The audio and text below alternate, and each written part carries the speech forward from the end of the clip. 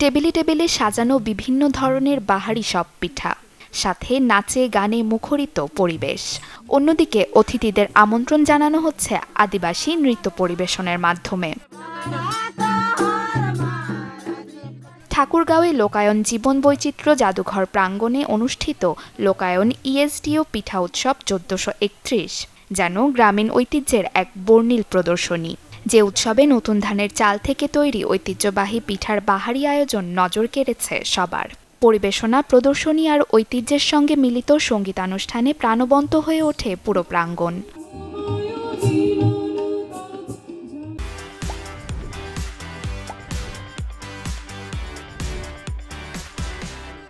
স্থানীয় বাসিন্দাদের পাশাপাশি দূরদূরান্ত থেকে আসা দর্শনার্থীরাও অংশ নেন পিঠা উৎসবে।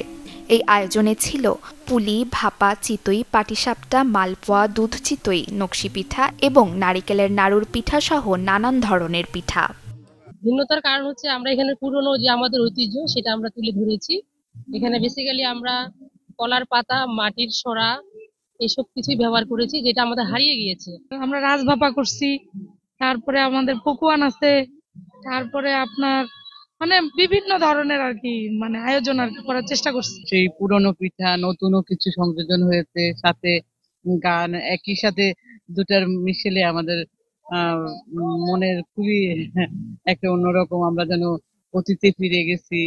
ভালো একটা উদ্যোগ, বিশেষ করে এই এলাকার যে সকল পিঠা হারিয়ে যাচ্ছে সেই পিঠাগুলির নমুনা সংগ্রহ থাকবে এবং মানুষ এটা কৌতূহলী হবে যাতে আবার রিপ্রোডিউস করা যায়। শহরের যান্ত্রিকতার মধ্যে, ব্যস্ততার মধ্যে পিঠা এবং পিঠা উৎসব মানুষ ভুলে যাচ্ছিল, কিন্তু এখানে এসে সেই পিঠাগুলি দেখে আমাদের বেশ আবেগে আপ্লুত হয়েছে। চমৎকার সঙ্গীত পরিবেশনার মধ্য দিয়ে এই পিঠা উৎসব সত্যি আমাদেরকে বিমোহিত করেছে।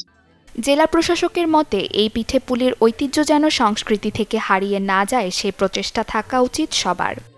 আমাদের সংস্কৃতিতে এত খাবারের এত ভ্যারাইটি, এই বিষয়টি আমাদের সবারই জানা উচিত এবং এটি আমাদেরকে আমাদের সংস্কৃতি থেকে যেন হারিয়ে না যায় সেই বিষয়টিকে আমাদের আসলে সংরক্ষণ করতে হবে।